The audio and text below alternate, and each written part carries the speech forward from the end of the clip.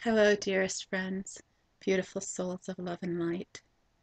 This is Nenari, Princess of the Sea, coming to you with the next video on the sacred path journey of twin souls. Again, I will stress that this video and this video series has a primary focus on the twin soul relationship or twin flame relationship, divine union, sacred union. But this revolves around all relationships of the sacred path. And I'd like to start out this video with a quote from Gary Zukav. And it says this: spiritual partnership. The new female and the new male are partners on the journey of spiritual growth. They want to make the journey. Their love and trust keep them together. Their intuition guides them. They consult with each other. They are friends. They laugh a lot. They are equals. That is what spiritual partnership is. A partnership between equals for the purpose of spiritual growth. Now, there is a difference, and I want to convey some things first before we delve into what this is of the testing, the crisis, and the runner dynamic. Within earthly relationships, we have a dynamic that's going on in which we often come together to somehow get our needs met, such as financial security, such as procreation of children, such as feeling the need to feel secured and loved by having someone outside of us comfort us and take care of us. The twin soul relationship, the sacred path relationship, and what spiritual soulful relationships are, whether it's a soulmate, twin soul, divine union of the sacred path, whatever you choose to call such, are actually two whole, perfect, and complete souls seeing themselves as such, and then sharing their completeness with one another. In other words, you're free from looking outside of one another, to each other to somehow complete you. Okay? And what is going on now in our evolutionary processes is that we are coming more into having spiritual or soulful relationships in all ways. And twin soul union is all part of that. And the twin soul union is a spiritual and soulful relationship first and foremost, and then it manifests into the physical realm. And within the physical realm, we have possibly earthly components to it, such as, we may be living together, we may choose to get paper married, or hand fasting, where it's a marriage of union of souls and hearts rather than a paper marriage. You may have logistics of living together and whatnot, but that is not the primary goal and purpose of your relationship. Your relationship's primary goal and purpose is a spiritual one and a soulful one in which you're relating to one another in that basis. Now, what does that mean? That means that you put, first of all, you put source first, God, spirit, whatever you so choose to call it, universal mind, the Tao. You put that first, and your first and primary relationship is with source, with your source. And then from there, your relationship is with one another. And your relationship with one another is, again, coming from a spiritual, soulful love of unconditional love, rather than meeting earthly needs first. And then from that outward, you take and you give that love that you experience within the two of you as two whole, perfect, and complete beings coming together as one. If you feel yourself being incomplete in any way, or feeling that you somehow need your partner to complete you, then you are choosing an earthly relationship. Now, there's nothing wrong with that, and if that's what you choose, so be it. You know, I honor your choice.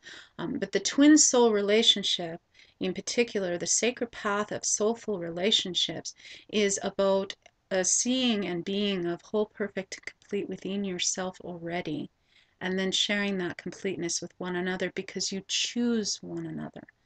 Not out of some sense of obligation or neediness, or because you're lonely or anything like that. It's simply because you're choosing to share from the unconditional love that you have from within and with Source as your primary relationships, and then channeling that through into your relationship with your beloved. Now, within that, I spoke of a couple of videos ago how in this testing, in this runner dynamic, and these crises that occur, oftentimes what we are meant to be is to be in that continuous place of falling in love. And I'm free from talking about just being in love in the sense of, you know, fancy romantic notions. Again, that's an earthly paradigm relationship, and that's beautiful. What I'm talking about, though, in the Twin Soul Sacred Path union is that of a falling in love in the sense of devotion, of a sense of adoring and adorning your twin soul and seeing them as God, seeing them for who they really are. Now, also seeing them for who they are right now in the moment. Right now in the moment, you know, perhaps they are running, perhaps they are testing your love, perhaps they are being, you know, less than loving per se. Perhaps they are making choices in their life and, you know, in your relationship that has you feel free from feeling the love. Seeing who they are in the moment is just as important as seeing who they really are, which is seeing them as God. And when I get into the self-realization and illumination stages or phases of the Twin Soul Union, I will explain that even further and delve deeper into that. For right now, though, I'd like to focus on, you know, the testing, the crisis, and the runner dynamic. And what's really very important with this, though, is to remember in each moment that the testing and the crises and the runner dynamic is occurring for one or both of you in the relationship, that you remember, you come back to that illumination of who you really are. And as I was preparing for this video, I was very much reminded of that. I found a couple of letters as I was going through the book Beloved Troubadour, because I speak of all of this and write of all of this in my book Beloved Troubadour, which is about the Twin Soul Sacred Path journey, as well as my journey with my beloved Sweet Troubadour, you know, our journey as twin souls. And so I was going through the book to capture some of the notes and things that I wanted to make sure that I included in the video here. And I stumbled upon some of the letters that I have put in the book, because the book, again, as I said a couple of videos ago, is a reflection of beloved prophet, you know, of our life as Mary Haskell and Kahlil Giibran. So in these letters that I found were some letters that Chris and I wrote to one another. And one of those was in which, you know, we were in the middle of doing these testings of one another. And what happens is that there is, and I will share those letters in just a moment. What happens is there is the four bodies of the Twin Soul Union, the Sacred Path, along with the 8 phases or stages. Again, that 8 and 4, you know, in our 12. Interesting how Source works that way, but this is what has come through from Source to share with you, with all of you about this. And the four bodies are the spiritual, the physical, the mental, and the emotional. Now, what is to occur is that in the twin soul union, for twin souls to come together to begin with, there is a melding that occurs within the divine feminine and the divine masculine already within you as an individual soul. Okay, as an individual person, physical form, okay, physical being, spiritual being having this physical experience. And what happens is for twin souls to come together, there is that melding of the divine feminine and divine masculine within, not to the sense of what we would call earthly perfection, like there's nothing else, that there is, but that you've healed within you as much as you can heal within you on your own, okay, and come into balance on your own with. Okay, and then at that point, that's when the two twin souls together merge in the physical form and come together in some format, whether it's, via text message, phone, email, physically in person, briefly, perhaps, whatnot. But then there's some sort of physically coming together, the twin souls, which I have shared of Chris's and my journey thus far in the previous videos. What then happens is that, first of all, the spiritual is already melded. It's already there. You're already soulfully and spiritually and telepathically connected and illuminated together already. That's already there. Now, you may have the physical that comes together in play, which, in which you meet physically and are together for certain periods of time.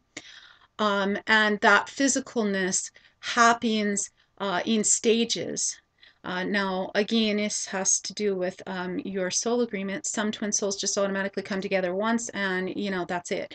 And any of the other of the 7 phases or stages that occurs, they will work through in being physically together in a relationship the whole time. Then there are those of us, which are the majority of us, who have bursts or moments of physically coming together either for a day or for, several days, or perhaps maybe you're, living together for several months or what have you, and then all of a sudden you part ways for a time. And so this is because in physicalness, you haven't recalibrated your energies yet to one another so that you meet in the same vibration. And once that occurs, then you will physically be together, what we say, forever, basically, or you will share the rest of your earthly life experience together here on this earth. Now, the reason for the not being able to come together physically right away for most twin souls, again, this is an exception to the rule. Perhaps there are others that do this. But for the majority of twin souls, again, it has to do with this recalibration of energies. And what that has to do with the other 2 bodies, which is the emotional and the mental. Now, the mental deals with how you relate to one another from a physical, earthly perspective, what you choose to embody within you in your life of, what you believe in your life, your values, your likes and dislikes, how you meet each other in communication with one another, those different things. Then the other part is the emotional body, and this is often the most difficult, and I can say from experience in being with Chris that this has been the most difficult, and this is where the testing, the crisis, and the runner dynamic most often happens, is in that balancing of the emotional body. And the reason for that is because, as I said before, you have already melded within you and balanced within you your divine feminine and your divine masculine within you as an individual person. Now you are to come together with your twin soul and balance that between the 2 of you. So all of those things that you felt that you already dealt with, came into forgiveness about, perhaps about past relationships, perhaps about, other things in your life having to do with your family, and any other core issues, all of that comes up again in another way and in a whole new level.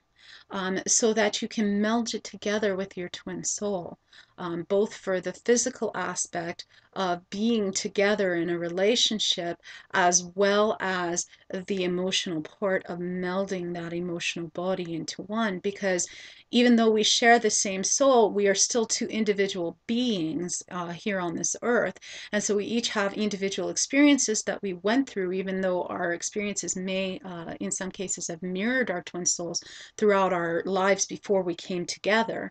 We are still individual as well as together. So it's the balance of both. And so you are to come into this balance. And what I've stressed before is how key it is that, especially when melding the emotional body, the mental body is, for the most part, can be easy. Now, some twin souls struggle with the mental part. Perhaps you have different beliefs. Perhaps you're of different religious faiths. Perhaps you are of different cultural backgrounds. I've heard of some twin souls who are completely of different cultural backgrounds. One I remember reading that one was from the States and another one from Australia, and life in Aussie land is completely different from the States in some cases. And so because the cultural differences on the mental body, they had some melding that they were to do in that. For Chris and I, our melding mentally and spiritually has been just, it's totally right there. We're both in the same on the same wavelength, totally no problem. Ours is being the last two, or the other two, being the physical component of being able to handle each other's energies physically. Because when you come together physically with your twin soul and you're not totally ready, it's very intense. And the other part again is the emotional body, which is the testing, the crisis, and the runner dynamic. And again, I stress how important it is to remember to be back into that space of, as I said in the previous video about this, to be back into that space of a falling in love again and again with your twin soul.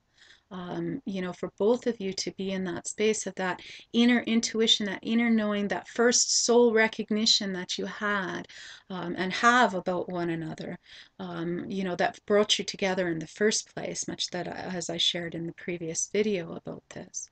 And so when I was preparing for this video here, I was reminded, as I said a little bit earlier, of such in these few letters that I found that Chris and I wrote to one another.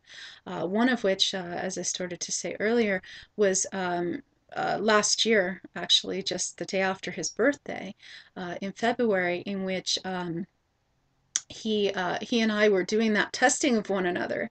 And the letter, that he wrote to me back, because I was in that sense of frustration, he wrote back to me, "A rose by any other name is still the same rose." And he said he was crashing now and that he had an awesome birthday.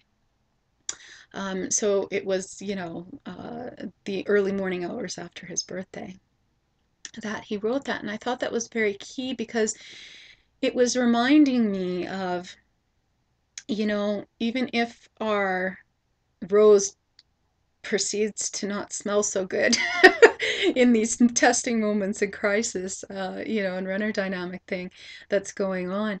As he said, a rose by any other name is still the same rose. And so he was trying to say, no matter what name you have, because the frustration was having to do with my name. He was attempting to call me by my earthly name, and I free from resonating there anymore. I'm totally in my spiritual name, have been for years now. And so basically he was saying to me that, no matter what name you choose, you're still beautiful. You're still that beautiful rose. And so he was remembering in those moments of frustration of the runner dynamic and crisis and testing that I was giving him that night, to say, hey, no matter what, you're still beautiful and I still love you. And so I honor him and appreciate him for that. And we've been that for each other in such moments. And then the other one that really stood out for me was during a night that, again, both of us were kind of frustrated in the moment, writing about some things and talking about living the truth. And this is what's very key, is always to live in that truth. Last night, I was watching Agape live service, and Reverend Joanne was speaking, and she basically was saying that you are profoundly unwounded. God is holding the truth about you always in the moments that you forget. You might make an arc to come back to who you really are, and still God is there knowing all along who you are. God is not confused by the truth of who you are, and that can never change, even if you feel confused by it all. And that really hit me last night, because I had written to my beloved and had said, I'm such an idiot. Not really, but you know what I mean when I say that. Because I have those moments, and so does he, when we forget that truth, and, we're both standing in that truth for one another of who we really are and who we are to one another. And in those moments that we're forgetting, we just kind of have those reminders. And so I was reminded of the truth of something that Chris had written to me back in June of 2010. And he wrote this: if you want to live in truth, you cannot select which truth you want to believe. Accept the truth that is. When it comes to another's attachment to you regarding in love, you must believe what they say. I am saying I am in love with you. I have continually and am again now. That is the reality, the truth. And then ironically, he continues in the last part of his letter, says, hey, I just got sent this awesome thing from a friend from Agape, which was pretty funny. And he posted the link, which I had, again, for years had already been watching, Agape live service anyways. But I thought it was very key that I happened to find this letter yesterday on the day that, Wednesday Agape service is. And so he was telling me the truth. And that truth is that I'm to accept no matter what, is that regarding his attachment to me, that he is in love with me, and that I'm to believe what he's saying, and that's the reality, and that's the truth. Even in those moments that I forget, and I get upset about something, or, I'm testing in crisis and runner dynamic. And I even tested him even further, to be honest, when when this came through, when he wrote that truth to me that night, I didn't believe him, because I wrote back and said, I do live in truth each moment, baby.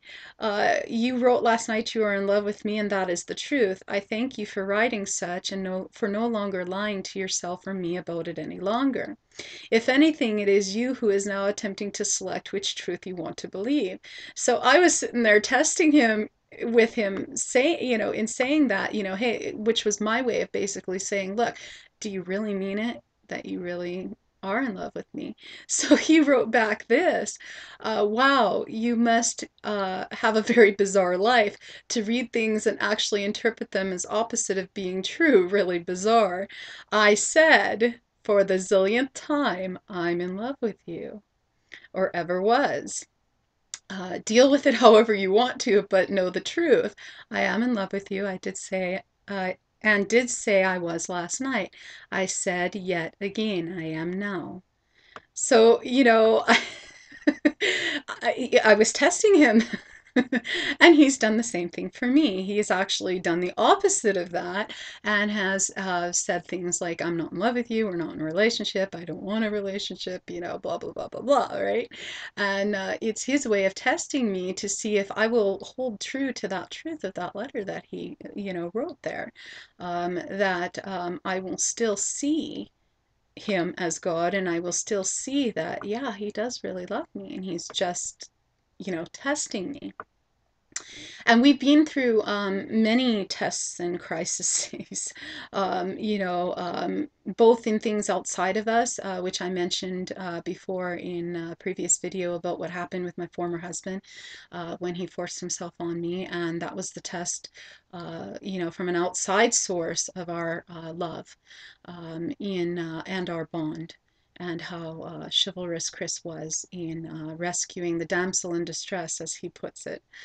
And uh, he also stood for me, as I said before, when my former husband called him and said, to stay away from me, he said, no, I love her too much and I would never do that. I'll never leave her. So there's those testings that come from the outside of the twin soul union as well. You may have well-meaning others who, don't get you and don't get the relationship and, may say, and I've alluded to this before also, that this person's to get out of your life and whatnot. The only two who really know is the two of you. And you are to choose your own path in those senses of when there's outer influence. Then there's also the inner influence, right?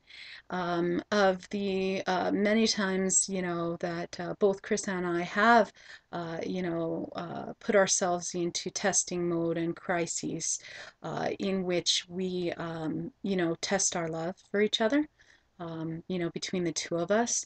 And then also crises that come up between the two of us. And I've spoken about this in some of those things in my other videos. And when those things happen, there is a reason for those tests and crises. And the reason for that is that, again, it's to help you to meld the emotional body, okay, and bring you into a space of remembering unconditional love and being unconditional love and seeing yourself and your twin soul as unconditional love, no matter what, seeing each other as God, no matter what.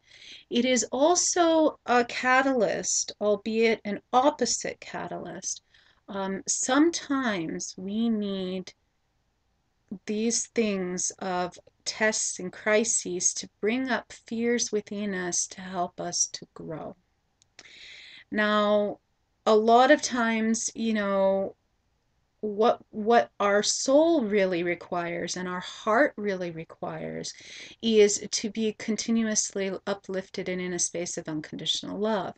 And Michael Beckwith makes reference to this in the Agape services when he does kind of like an affirmative prayer with the congregation, and then those of us who are live streaming, or when you watch it on archive as well, of an I remember you.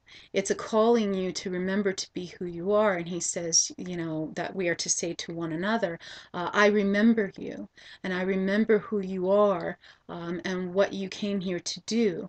And I'm calling you to remember who you really are. Please remind me of the same. So that's what our heart and our soul requires. Within the melding of the emotional body, however, in the twin soul union, sometimes we are to be giving the opposite to get all those fears to come up, to illuminate those into the light and use them as a catalyst for our growth. And one of those things, that happened for me had to do with, and ties in with the runner dynamic as well, had to do with when Song of the Princess came about, which I will speak about in a moment. I will now talk about what the runner dynamic is. The runner dynamic often occurs either when you first physically, as in actually physically coming together with your twin soul, meeting one another, being in each other's physical presence, or it can also occur when you connect somehow in some physical way, phone, internet, what have you as well. And why that happens is for several reasons. One is because you are coming into the face of God. Okay, now we see God in everyone and everything, yes. However, again, as I spoke in one of the first videos on this, the twin soul union, the sacred path union, is one in which you are the most direct mirror of God, so wholly and so completely. And so when you're standing in the presence of that unconditional love, you're both in awe of it, but also from your humanness, it brings up all of those fears. And so you then become afraid of the very thing that you desire, which is that unconditional love. And so then you run from it. Now, there's also a runner dynamic that occurs within this too, in which you are running from the pain. Usually, and this can be for one or both twin souls, it matters not if it's female or male, divine feminine, divine masculine energy. Usually there are some, and what I found in both my own journey with Chris and then also the many twin souls that I've encountered, is that there is a dynamic either within one or both of you of deep fears of abandonment, separation, losing of oneself, a fear of losing oneself and their freedom.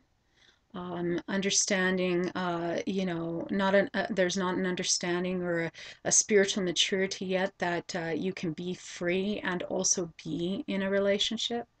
For the divine masculine, sometimes it comes right into the face of who they are, in the sense of spiritually they've become aligned to where they know what their mission and purpose is. And when they know what their mission and purpose is, they somehow feel that they would have to give up that mission and purpose in order to be with their twin soul. And it's understanding that it's the balance of both, that you can be both. For the divine feminine, it's often the fear of having the light dimmed within them. Perhaps they were in previous relationships in which they had to hide their light in order to take care of the person that they were involved with, or to take care of their families, or whatnot, always giving to someone else rather than being able to shine their own light and be who they are. So these are some of the reasons that we will run. And the runner dynamic, again, there's a lot out there. I will say there is a lot out there that's being said and a lot that's occurring right now that seems to appear that the divine masculine is the one who is doing the running. I'm here to bust that myth. Okay. Both Chris and I, divine masculine and divine feminine, in our own ways, have done our own running.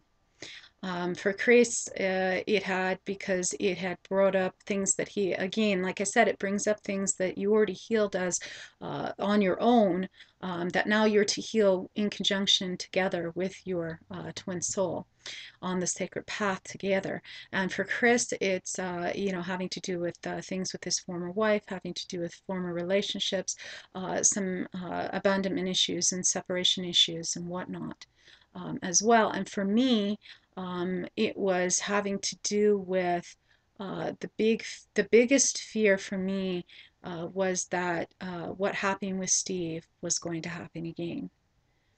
And I will delve into that in a moment, but I do want to address these fears of abandonment, separation, losing yourself and whatnot, to simply say this. For the deep fears of abandonment, whichever twin soul or both of you are experiencing that, what I've come to understand through experiencing it on my own, through what I will share here in a moment, is that how can you ever be abandoned? Okay, which also goes to the separation. As I shared in the beginning of this series, we first originated from source energy, from God, spirit, what have you. Then source, in essence of experiencing itself and wanting to express and experience and create itself, created us as twin souls, and then into the many souls we are. In that process, there is an illusion that we all have bought into, that we are separate from God because of that, and we are separate from each other, and we're also separate from twin souls. And this is where that deep fear of abandonment comes from. It goes all the way back to that essence. Now, it may also reflect itself within you feel abandoned in, through other relationships and other events and things that happened in this life and possibly other lives. And I will talk about twin souls and other lives in another video in this series also, because it's very important. But that illusion of abandonment and separation is exactly just that. It's an illusion. You are still already and always connected to Source. So you are never abandoned, and the separation is actually free from being a separation. It was and is an expansion. When you give birth, when you create, when you express and experience, you are expanding, just like a woman who gives birth. Now, you could see it from a dualistic perspective and see that it's both. Okay, she's losing something, she's losing the being that is grown within her womb. Ironically, I'm doing this video on the eve of my son's birthday for this full moon. That's the blue moon. His birthday is August 31st, and by the time I release this video, it will be officially his birthday. So happy birthday, Matt, if you see it. And I love you, my son. But it is not a separation. It's an expansion. Okay, I could see that, oh, I lost my son in giving birth to him, but look at what I birthed. He's an amazing man. And I've enjoyed the joy of watching him grow and change and transform, even as the, adult he is now. How amazing that is. So coming to understand that that is what it is, an expansion rather than an illusion of abandonment and separation. That eases that fear within and transforms it into love and understanding. And as to being free and still being in a relationship, still being with your twin soul, what I've come to understand on the journey is that it's both. That we and love is an ever expandingness of freedom, in which we are free to express and be the individual that we are, but also we're still part of the one. Thus, we're still part of our twin soul. And so we are always together with our twin soul. And so we can have and be both. We can have that relationship in which we have a balance. And the one, there's two twin souls that are here on this earth that really, to me, embody this. And that would be Michael Beckwith and Ricky Beckwith. And also Deva Permal and Mitan. If you look at the two of them, the two couples that they are in twin soul relationship, you will see very clearly how they are both unique and separate individuals from an earthly standpoint and have their own individual creations and their own freedom, and yet also at the same moment are together. Here on YouTube, there is a video series, I believe still, of an interview of Deva Permal and Mitan. It's a 5 or 6 part series, I believe, which is very wonderful to see how this marriage, if you will, this union of divine relationship, of the sacred union, the sacred path of twin soul relationships is mirrored, and in anything that Michael Beckwith and Ricky Beckwith do both together and individually, you can see that as well. So I invite you to check into that to help you to see some mirrors upon the journey for you within that. And then as to the divine masculine and their mission, That is first and foremost, and that is something that the divine feminine is to come into understanding. It is free from meaning that your beloved is free from loving you or doesn't want to be with you. It's just that the soul essence of whoever chooses to be the divine masculine in the relationship has a mission and a purpose. We all have missions and purposes, yes. And when we step into that role of being the divine masculine, whoever's choosing that within the relationship, it is to be honored and respected. And that mission and purpose will be put above all others, including you as the twin soul. And so coming to understand that, but it's also the balance for the divine masculine to, within understanding that, understand the balance and know that there are moments that, yes, you need to be alone to do that mission and purpose, but then there's also moments to be together. Chris and I seem to have that balance, real beautifully. There are times when, he just needs to be, away doing his mission, and, so do I. And, but then we have our moments that we come together. And again, I will also refer to Michael and Ricky Beckwith. I remember back about a year ago or so how Chris had text messaged me that I still have in my old phone, that he had said that I am his Ricky. So he was making reference to the fact that I am his Ricky. I am Ricky Beckwith, and he is Michael Beckwith in that sense. And for the divine feminine in being free from being that light of love and dimming it, my offer to you, for all the divine feminine who are listening to this, please be free from ever dimming your light. As I shared in just a most recent video, I've always shined my light. I went through a series with my former husband where I dimmed my light somewhat because he and I were not on the same, resonance in the same path, in that regard. And yet I still was always doing it to a point. And I started to find myself doing the same thing with Chris, in which I was suppressed in not doing some things, mainly because he was attempting to suppress me, which really I came to understand was me suppressing me. So ultimately, no matter what, and this is not coming from a space of blame, it's coming from a space of responsibility or the ability to respond. All the divine feminine who are out there, not from a sense of being in power as in power over people, but in the sense of what I'm saying to you that I'm doing here in all of these videos that I've been sharing. Shine your light. Take a stand for who you are and shine your light. Whatever that is that your purpose is and gifts are, be that. Okay, and being that light of love no matter what. Be free from using someone or something as an excuse to shine your light. None of us are any good to anyone, and we are not good to anyone else if we are not being the fullness of who we really are.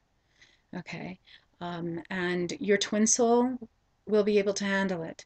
And if your twin soul is not able to handle it, he will take some moments away. They often call it the divine masculine going into his cave. So the divine masculine will go into his cave and recalibrate his energies and take some moments to be in the silence so that he can meet your vibration and then be with you and understand and allow you to shine your light. Now, within the fear of the runner dynamic, what I have to share is what occurred for me. That had me run. For Chris, again, there were deep moments in which such letters as I read earlier occurred, and then there was the back and forth because of his fear of what happened with his former wife and other relationships and other things that happened in his past. He would come to me and say, oh, I'm not in love with you, or we're not in a relationship, or I don't want a relationship. So that was his way of running. And I would always in those moments come back to love, and stand for him and say, yes, I know that you're in love with me. Yes, I love you and I honor you. And he's done the same thing for me, which is what I'm about to share with you now. In August This time, actually, 4 years ago, the date actually was August 29th of '08. And so 4 years ago to the day, basically, Chris wrote me this letter in which he said, I wrote Song of the Troubadour. Perhaps your passion is to write the book Song of the Princess as a mirrored companion book. Just a thought that may change your life and path forever. I could see it being a #1 bestseller. You have the divinity and the inspiration and wisdom. Perhaps that is part of why I've been placed in your life as a catapult for your calling. I would be honored if you would honor me by writing such divine wisdom as you are my princess. And who knows, maybe it will come through both of us. Namaste, precious troubadour. Now, when I first read that letter 4 years ago, I had a mixed reaction. I did respond to him saying, yes, I would do it. But what I didn't tell him at the time is that I had so many projects going on as it was, and I also sensed my sense of hesitation as well, because I knew what it really meant. And I'll get into that in just a moment. But so without saying anything to him, what it was doing was it was bringing up the fears within me. And so I was starting to run. And also during this time frame, we had some letters between us that I think I've made reference to before, in which I had, walked away and basically said, that's it, I'm out of here, goodbye. And he had written back and said, there are no goodbyes in love. And I kind of sat there with this, like, damn you about me, because I knew he was right. Not that I was damning him, but you know what I mean, right? So I had written back saying that I would do it, but that was what my heart was saying, of course, is that I would do it. Um, but then my ego and my fears were starting to run the show. And he wrote later on that day, after I said that I would do it, even though I didn't tell him about my fears, he wrote back and said, hey, yes, Song of the Princess should be written. Feel free to use the images and such from Song of the Troubadour as a backdrop for it. So I thought, okay, this is what I'll do. And then the following day, which is actually 4 years to the day today, as the recording of this video is on the 30th. So he actually inspired me by writing this. Subject line was food for your book. Which in essence gave life to the fact that he said, who knows, maybe it'll come through both of us, in his letter from the day before. So he wrote this: here is food to inspire you for SOTP, which is Song of the Princess, which poured through me in this moment that could be in the book. And he wrote this: within your kingdom walls lay the treasure and crown jewels. At any moment they are yours to be adorned with. The very crown itself was fashioned for you alone. You spoke of not feeling as though you've arrived yet, that the humanness of the journey is still so much a part of your experience. The gift I give to you now is to take your hand and guide you back to this part of the palace. Whatever priceless adornments you have are here now. Here is love. It is the crown itself. Wear it from this moment onward. Here is the wisdom and enlightenment. It is a beautiful necklace. Here, let's put it on now also. Here is the understanding that you are life itself, divinity, a drop of the ocean of goddess. You are perfect and beautiful beyond description. Let this be the pin worn near your heart. Here is the princess's garment. It is the truth that there is nothing you need to accomplish, possess, or hold on to. All that is required is already yours, as a river is already both the ocean and the mountain streams. To be love is all that need be worn. Oh my, here is a golden ring.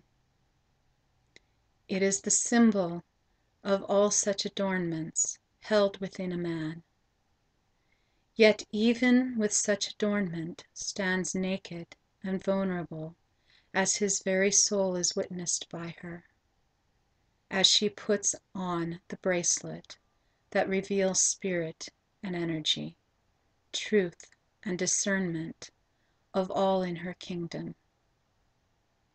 Such ring is yet to lay in its chest, or, as in the case with the troubadour and princess, to be constantly worn around the neck with the Om symbol as a reminder to be faithful, regardless of the seas or seasons. Signed, Sailor.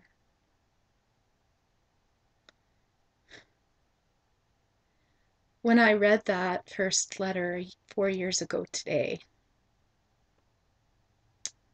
as much now as the tears of love are starting to flow, the tears of love, of that deep love, I was just in awe of what he wrote. And it was like a river that was starting to flow through me. I couldn't stop it if I wanted to, albeit my resistances and ego. It didn't matter. I remember later that day, I happened to be out somewhere, and as always, I carry a journal or notepad or something with me because I always receive constant channels from source. And Song of the Princess just started pouring right through me, much in the same way that Song of the Troubadour poured through me. That Song of the Troubadour poured through Chris.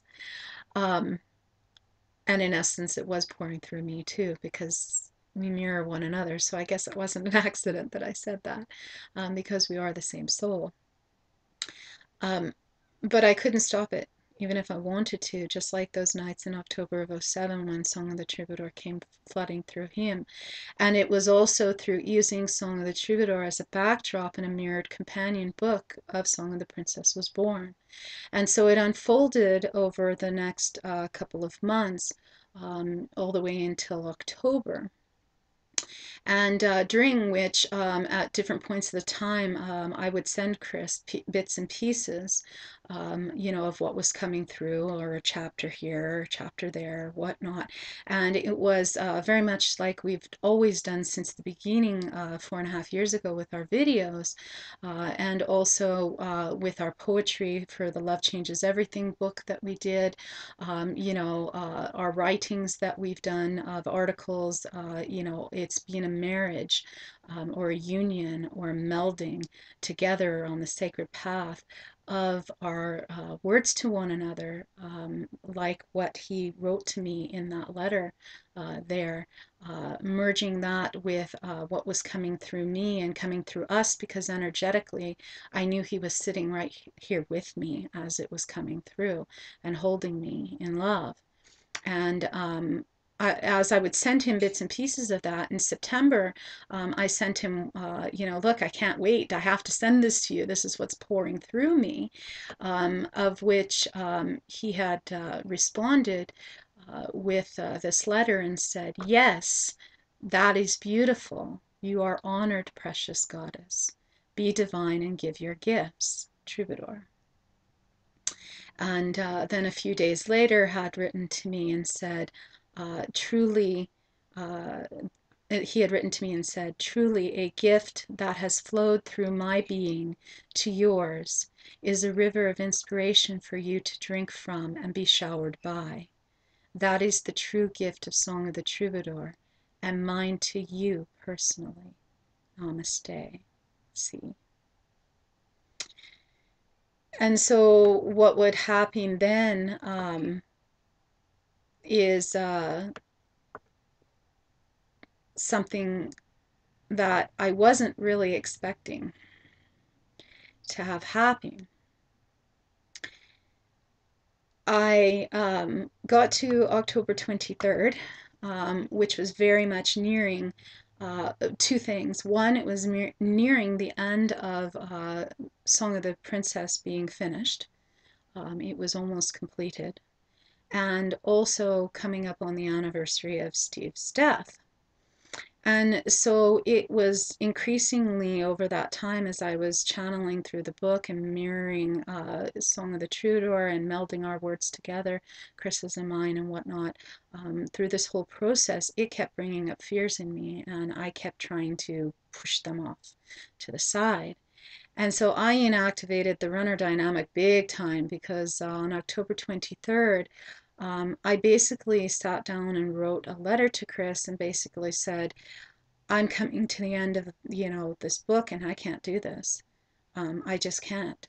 And I wouldn't tell him why in the letter, although I had expressed it to a very close friend of mine at that time. She still is a very close friend of mine. But I had not yet shared with Chris about Steve.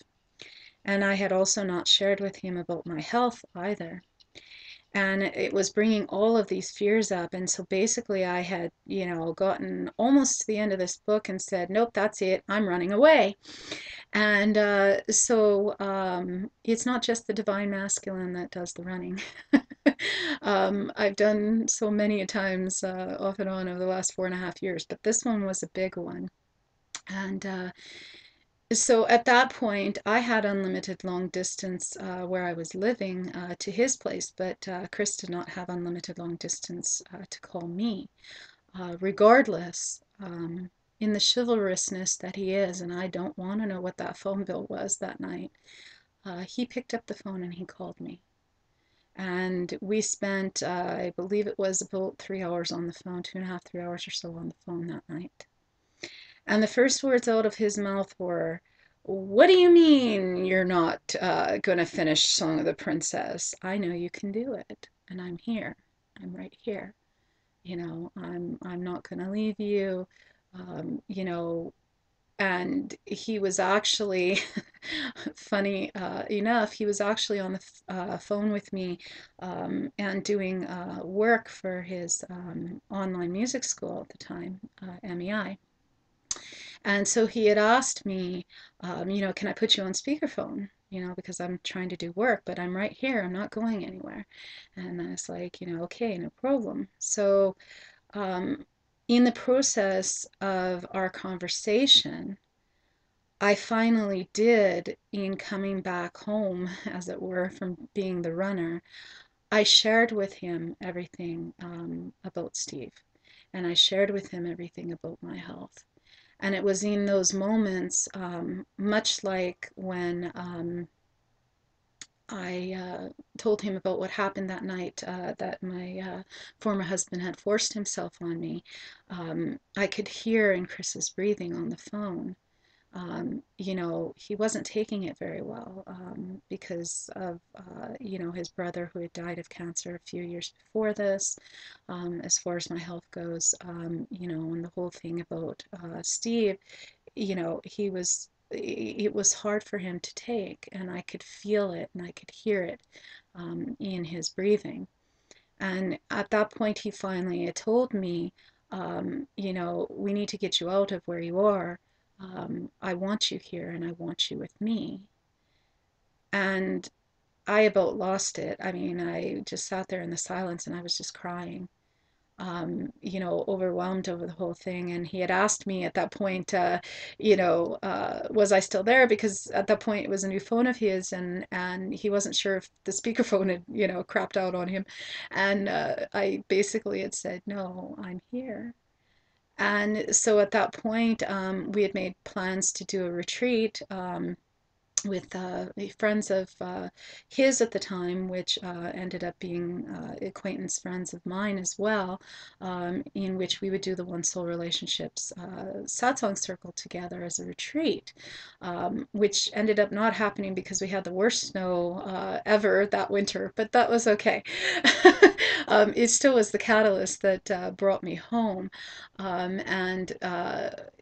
There's a deep running, though, that does happen in those moments of fear, and it brings up all of those things for it to come to light and coming to that space of love and melding the emotional body to, again, I had, from an earthly standpoint, within my own being, had healed what I thought I could have healed on my own, when it became, apparent that obviously I didn't heal at all.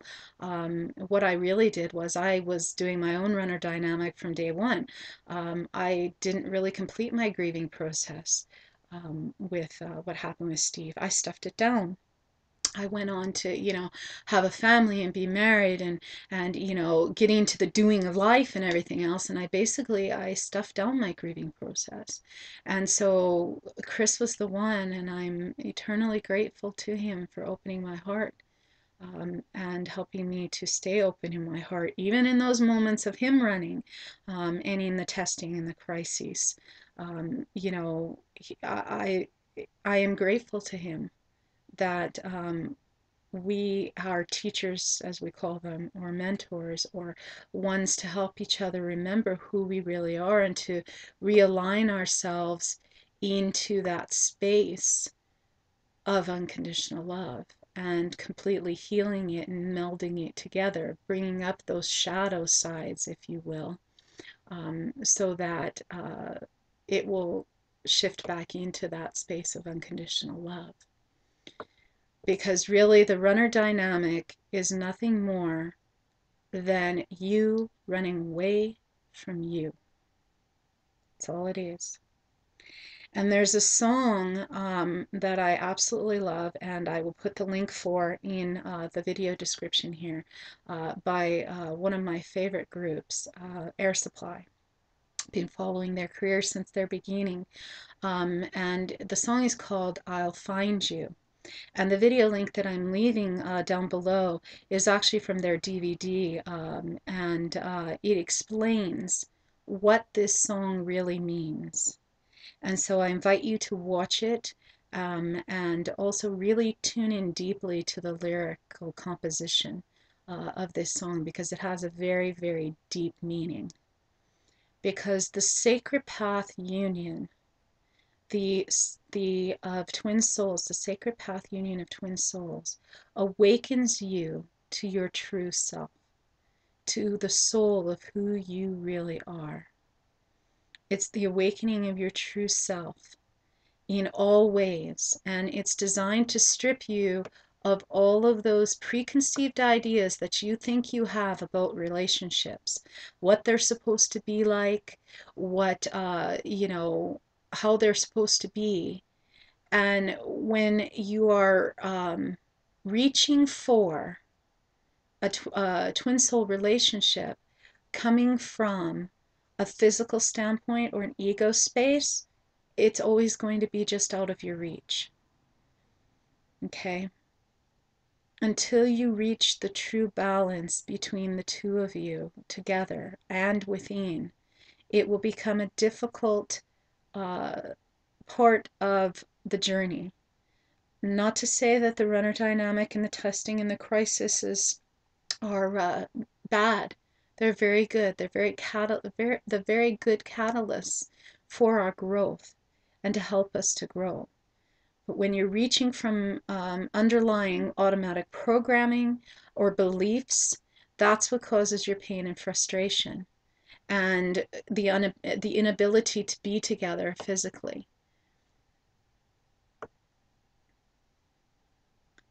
The call of the twin soul relationship in the sacred path union is one of sacrifice.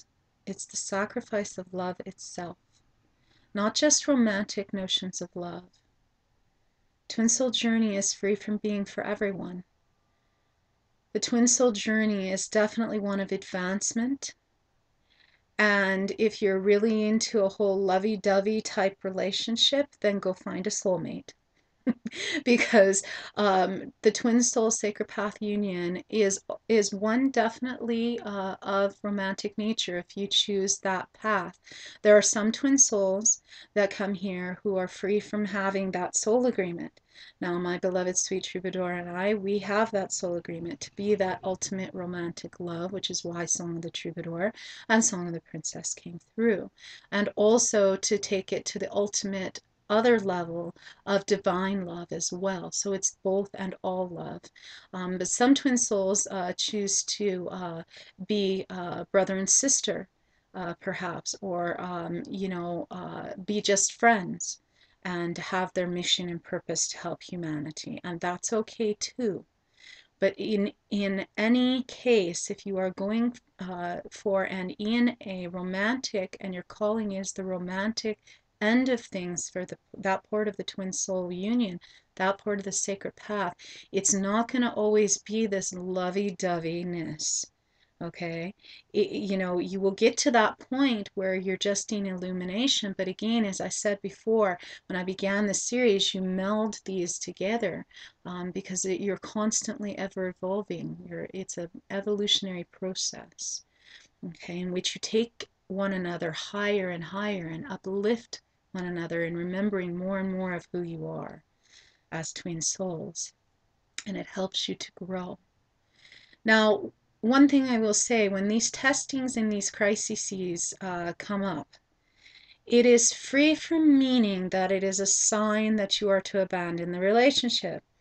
Okay, I've had this happen many times, where both Chris and I have said to one another, that's it, we're done, and also seen many twin souls go through this.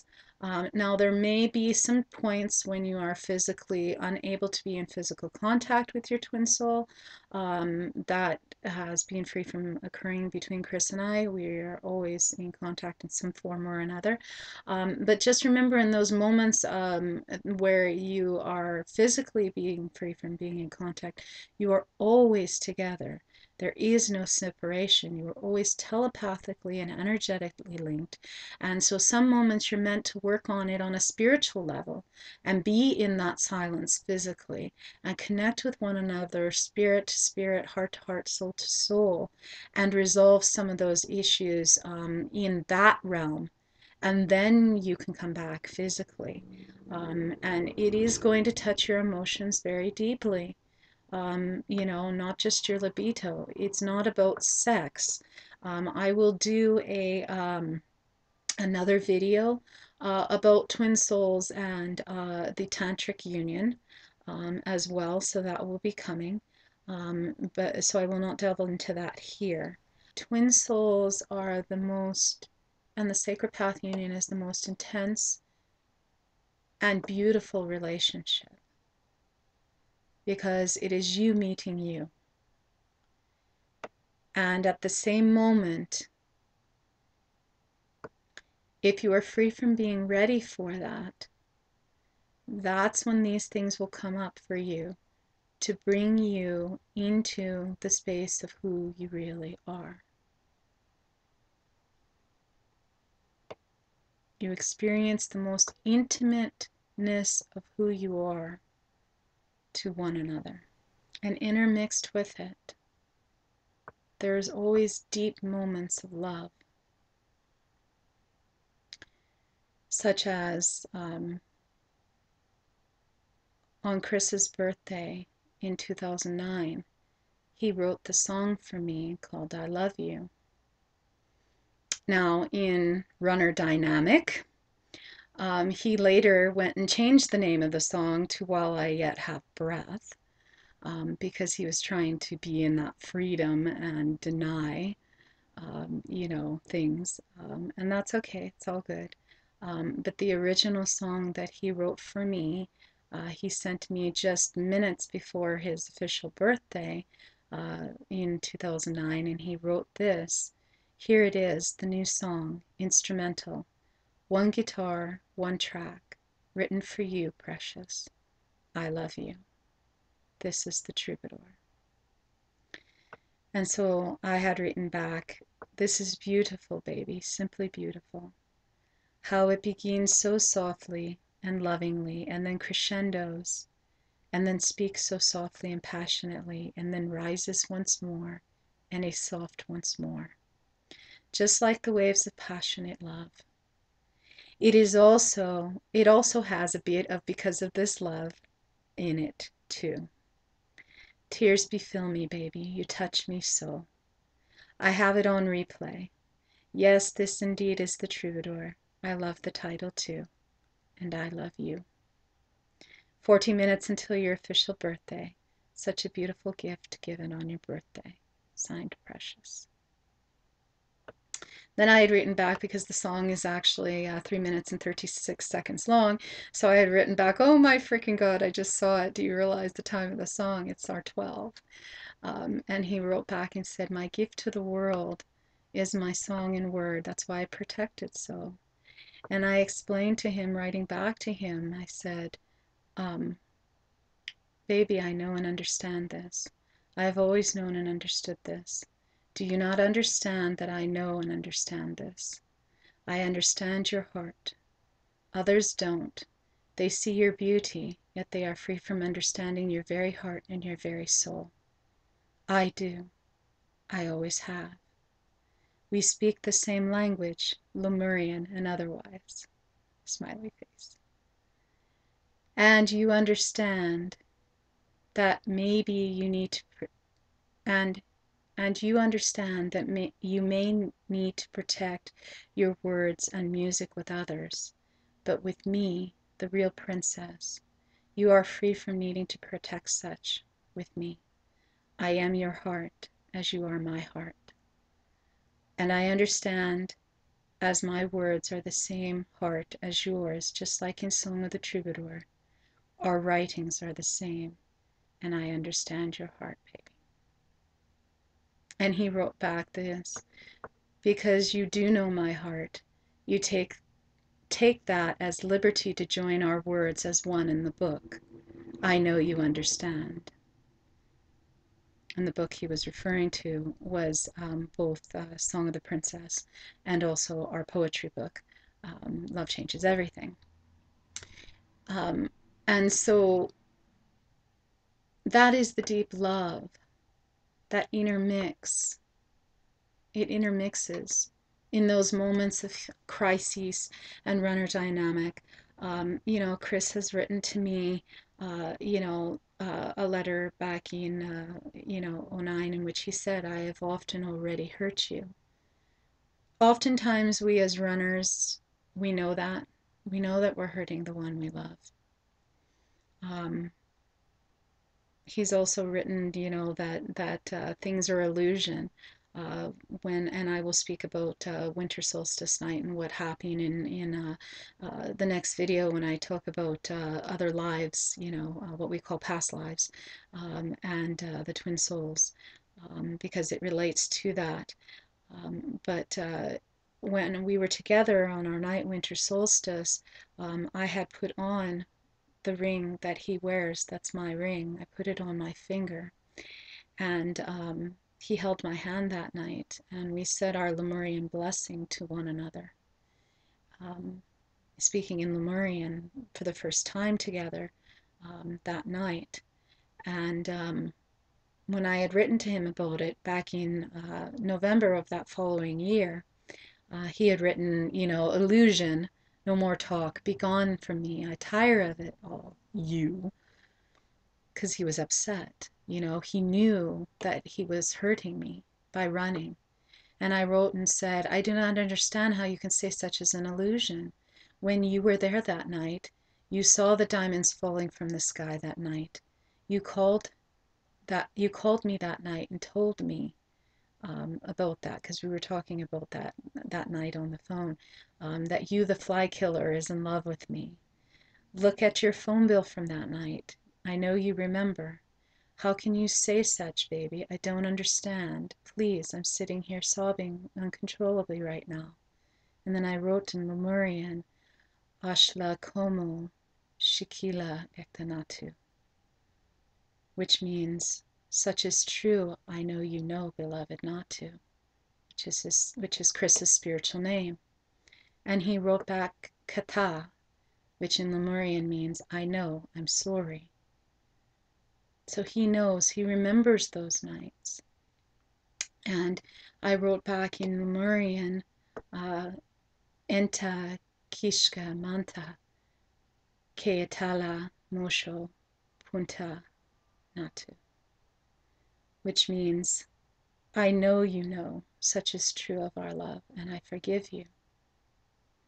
So even in those moments of his hurting me, some may say I've taken the spiritual high road, so to speak.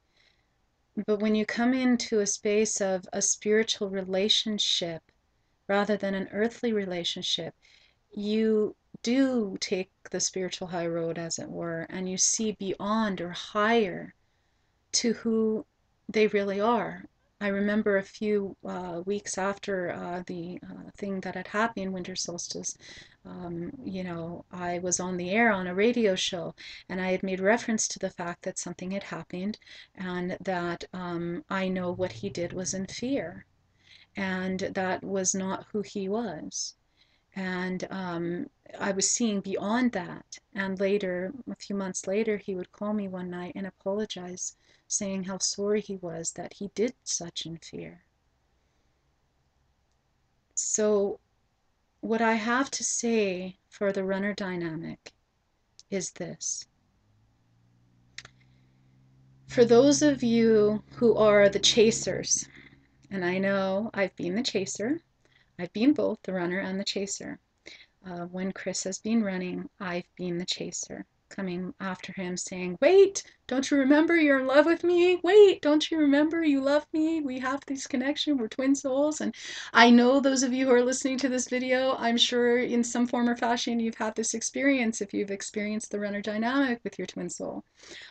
Whether it's the divine feminine or the divine masculine, whichever the two of you is doing the running at that moment.